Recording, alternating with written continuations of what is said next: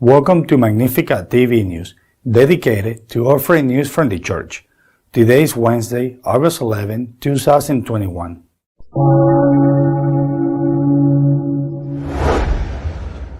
Pope Emeritus Benedict XVI says in an interview that the problem in Germany is the lack of faith and calls for the separation of non-believers from the Church.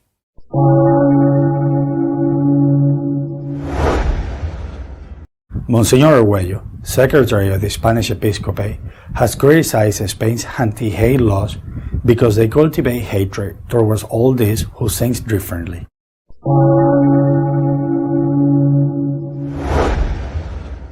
A Bishop Emeritus of Brazil has denounced the damage done by the worship of Pachamama in the Vatican.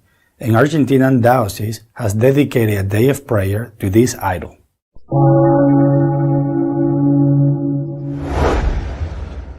The bishops of Ireland will not obey the prohibition of baptisms and funerals imposed by the government of that country.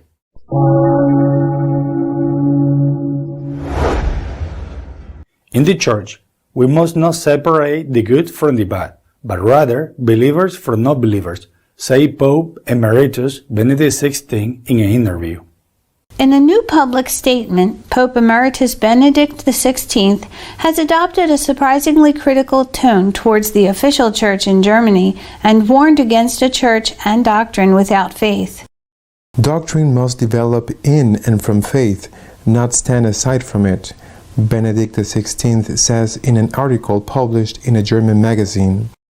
The pontiff emphasizes that the church is made up of wheat and chaff, of good fish and bad fish.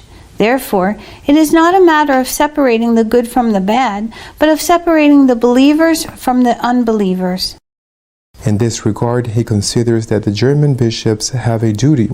As long as the official texts of the church speak only from the official side, but not from the heart and spirit, the exodus from the world of faith will continue, says Benedict. And he adds, he hopes that there will be a true personal witness of faith on the part of the Church's spokespersons. Furthermore, he warns, in church institutions, hospitals, schools, Caritas, many people are involved in decisive positions that do not support the internal mission of the Church and thus often obscure the witness of this institution. He also points out that the official texts of the Church in Germany are largely written by people for whom faith is only an official matter. In this sense, I must admit that the word official church applies to a large part of the official texts of the Church in Germany.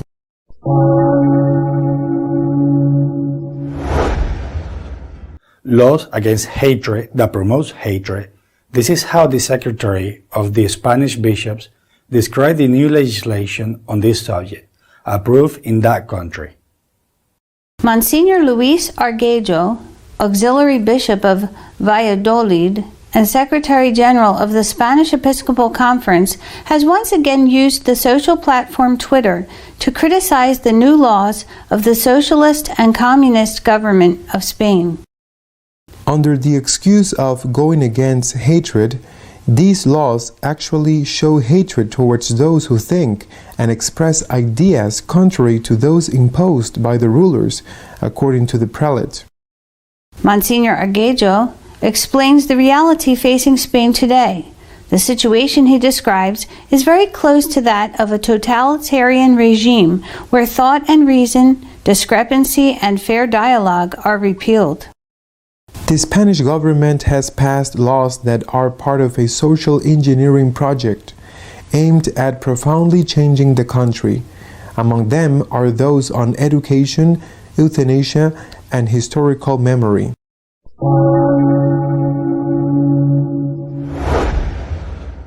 While an Emeritus Bishop of Brazil condemns the worship of Pachamama in the Church, an Argentinian diocese dedicates a day of prayer to the idol.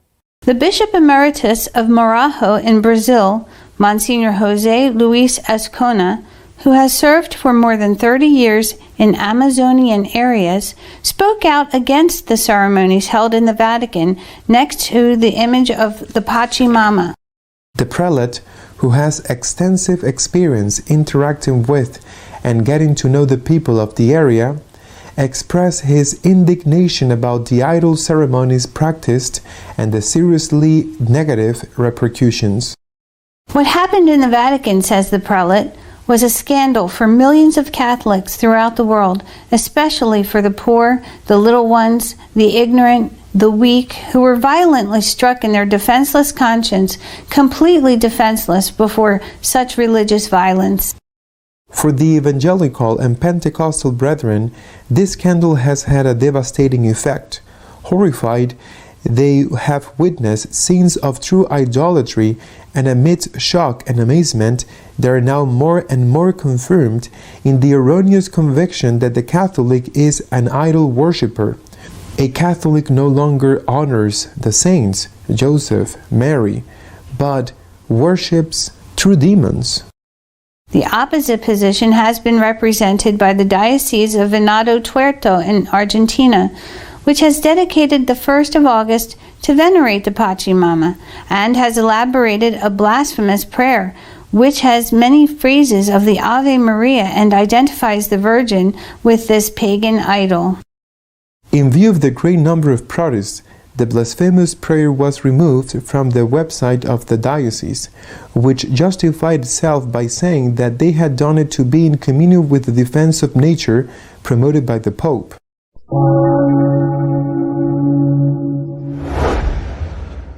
The Irish bishops have decided to publicly confront the government and disobey the ban on the celebration of the sacraments. Ireland's 4 Catholic archbishops have written to their country's president, stating that their priests will proceed with baptisms, first communions, and confirmations from mid-August. The bishop's letter comes weeks after the Irish Prime Minister unexpectedly said the ceremonies were cancelled at the end of June, despite plans to restart them on July 5th. This ban drew criticisms from Archbishop Eamon Martin, the Arch-Catholic primate, who accused the politician of disrespect. The Catholic Church largely followed the government's advice until now, and most priests postponed ceremonies at the parish level. But the new letter marks a significant change in the bishop's attitude toward the government's measures.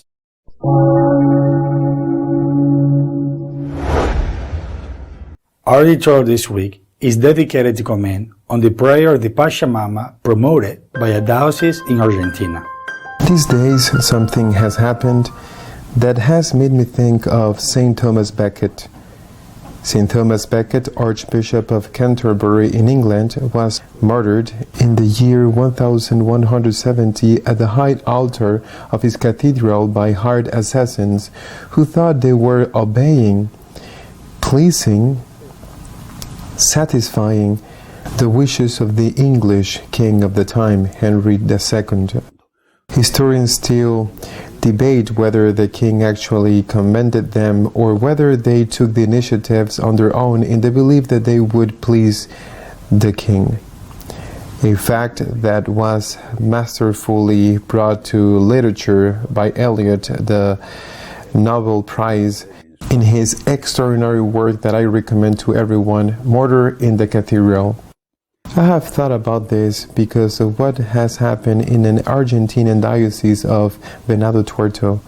On August 1st, the worshippers of the ancient pre-Columbian deities in the Andes area dedicate the day to worship the Pachamama, the earth goddess, the goddess of fertility.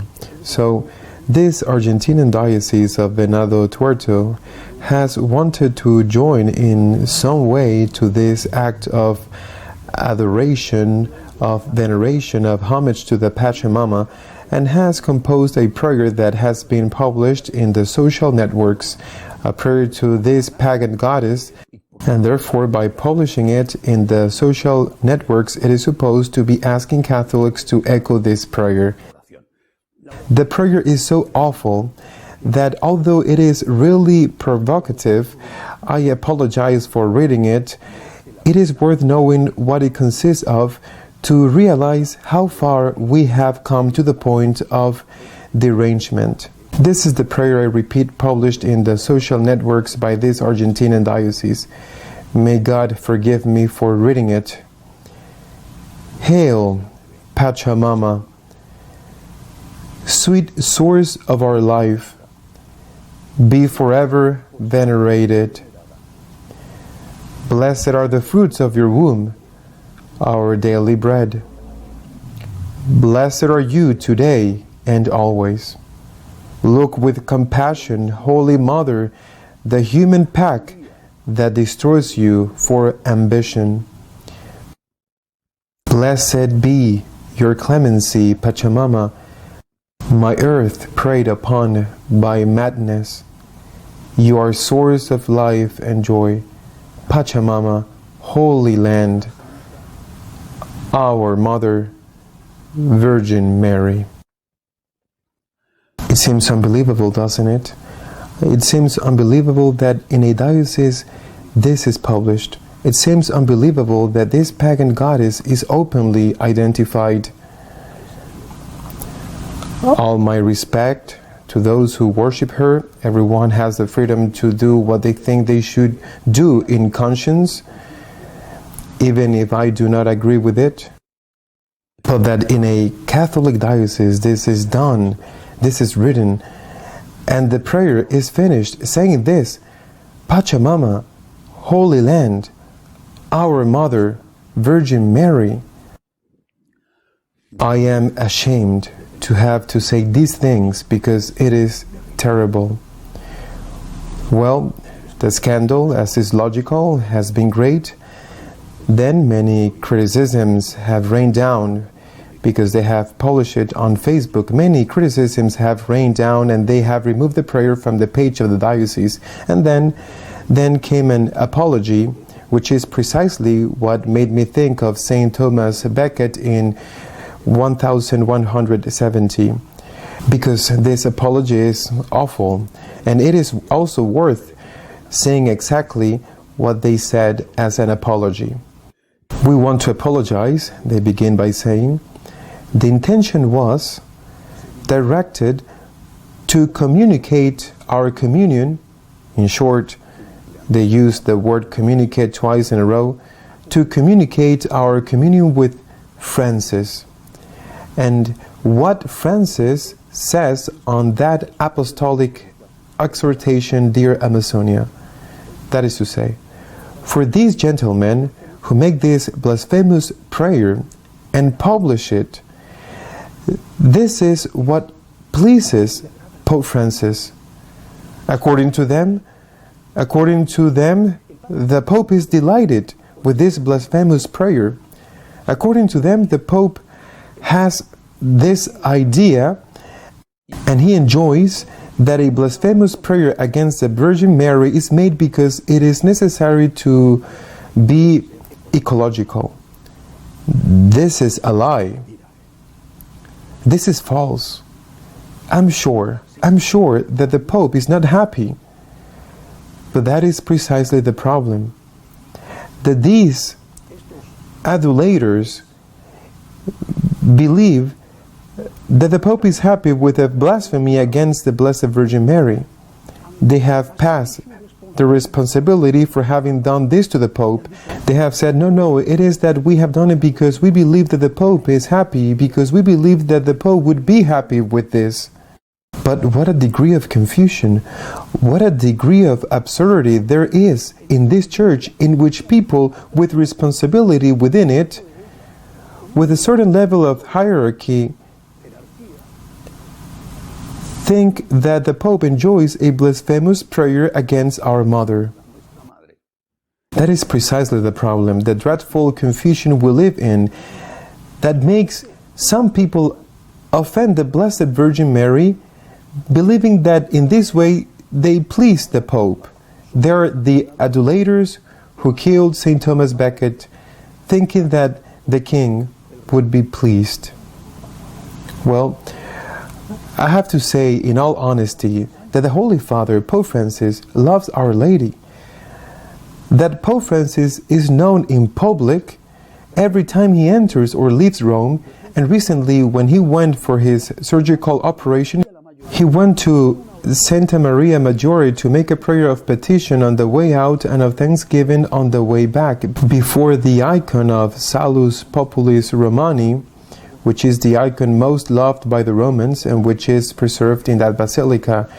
Repeatedly, the Pope has asked to pray the Rosary. Well then, this being so, I repeat, how is it possible that these people think that the Pope is happy with a prayer dedicated to the Pachamama published on the Facebook of the diocese, where it is said, and ends the prayer, which is a parody of the Hail Mary from the beginning to the end, and some part of the Our Father, where it is ends saying, Pachamama, Holy Land, Our Mother, Virgin Mary.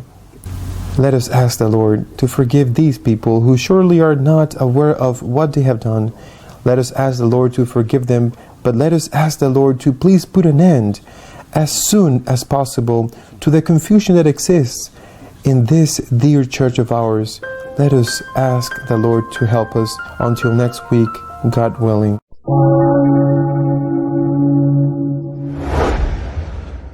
If you would like to keep up to date with what is happening in the church, you can visit us on www.magnificat.tv. See you in 2 weeks, God willing.